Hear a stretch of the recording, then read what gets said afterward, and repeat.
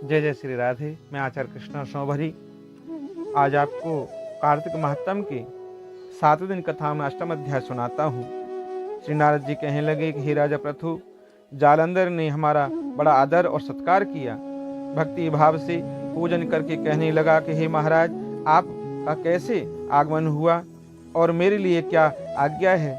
हमने कहा कि हे दैत्यराज, मैं कैलाश गया, वहाँ पार्वती सहित अवधूत शिव और उनका वैभव देखा तो चकित हो गया कि क्या ऐसा वैभव और किसी का भी हो सकता है।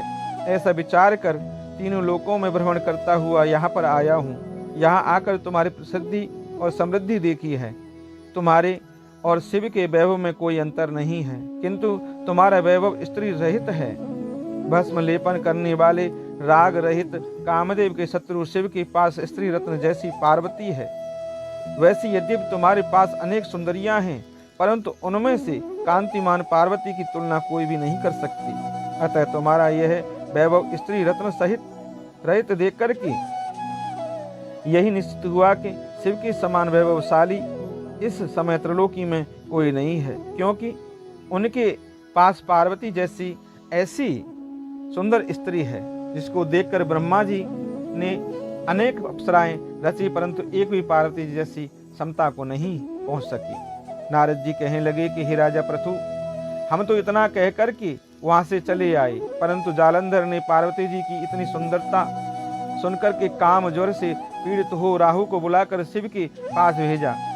राहु उसी समय चंद्र के समान उज्ज्वल कैलाश को काला करता हुआ द्वारपाल नंदी द्वारा रोके जाने पर तथा शिव के सामने उपस्थित किए जाने पर उसने बोला कि हे शिव, तीनों लोकों के नाथ और सब रत्नों के स्वामी जालंधर की आज्ञा सुनो। शमशानवासी तथा नरमुन्नों की माला धारण करने वाले जटाजूटधारी तुम्हारे जैसे अवधूत के पास पार्वती जैसी परम सुंदरी स्त्री शोभा नहीं देती। मैं तीनों लोकों का नाथ, सब रत्नों का स्वामी हूँ, क्योंकि पार्वती भी स्त्री रत्न है, अतः वह मेरे साथ ही शोभा दे सकती है।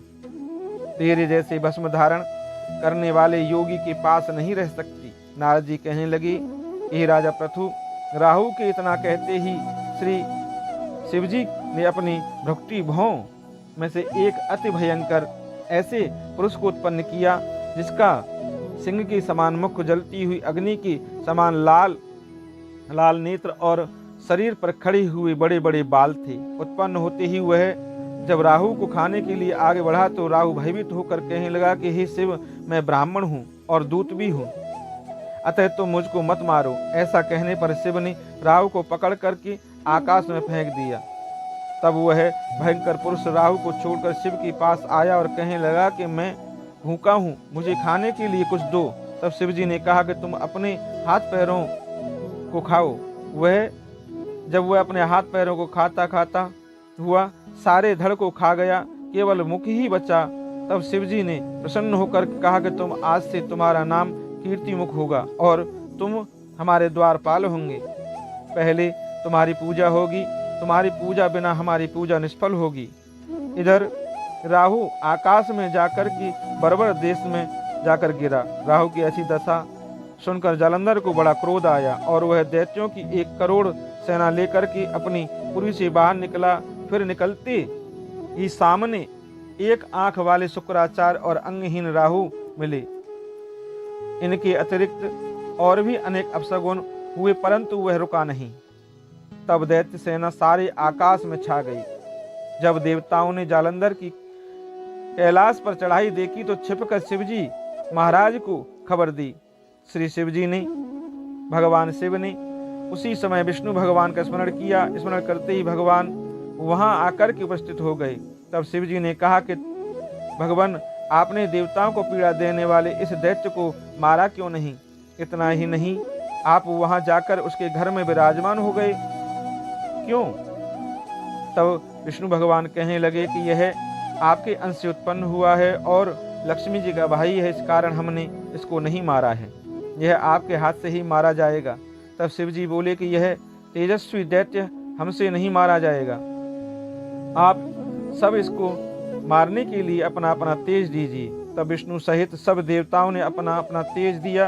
इसके बाद शिवजी ने उस तेज को इकट्ठा करके ज्वाल ज्वालामाली सुदर्शन चक्र बनाया और एक वज्र बनाकर के जालंधर से युद्ध करने के लिए तैयार हुए।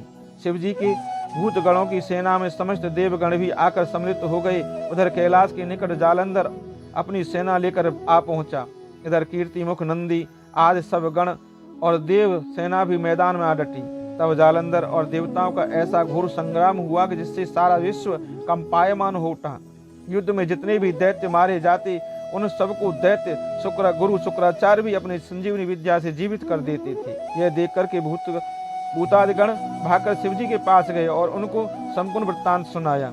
तब शिवजी ने अपने मुख से महाभयंकर तालजंघा, जिसका मुख पर्वत की कंदरा के समान, एक कन्या उत्पन्न हुई थी।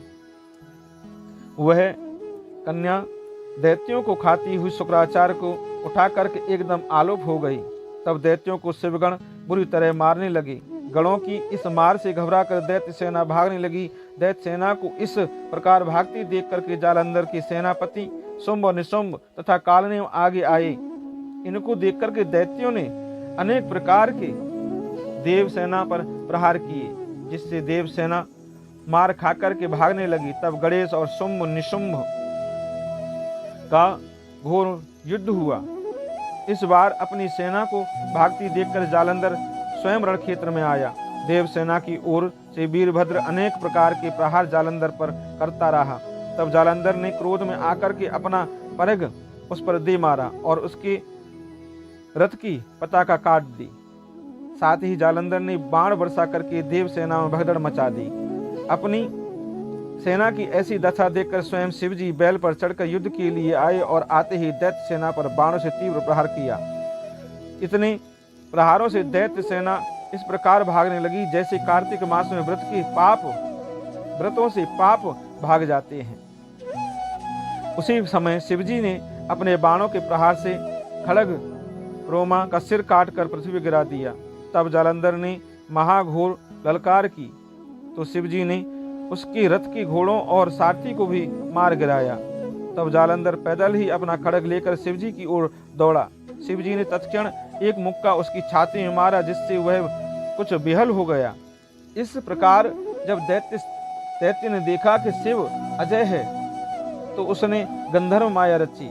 गंधर्व और अप्सराएं नाचने गाने लगी। शिवजी भी इस माया में फंसकर नाचने और गाने लगे। जालंधर दैत्य श्री शिवजी को माया में फंसा देख करके महादेव जी का रूप धारण करके पार्वती जी के पास गया और पार्वती जी का रूप देख करके कामांध हो गया। पार्वती जी महादेव जी को आया देखकर वो खड़ी हो गई, परंतु तत्काल ही राक्षसी माया समझ करके वहां से अंतर्ध्यान हो गई।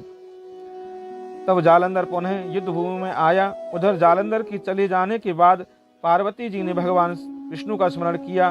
तब भगवान विष्णु ने वहां उपस्थित होकर के पार्वती जी को आश्वासन दिया कि भगवान विष्णु ने सोचा कि जालंधर ने स्वयं अपनी मृत्यु का रास्ता बता दिया है। वह दुष्ट वृंदा की पतिव्रत धर्म के कारण ही मृत्यु को प्राप्त नहीं हो रहा है।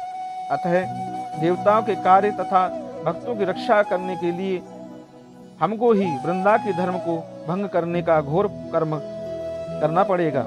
ऐसा करने पर ही इस दुष्ट की मृत्यु होगी। इतनी ही देर में शिवजी भी राक्षसी माया से मुक्त होकर के जालंधर को आया देख उसके साथ युद्ध करने को उद्यत हुए और उस पर अनेक प्रकार से बाणों का प्रहार करने लगे।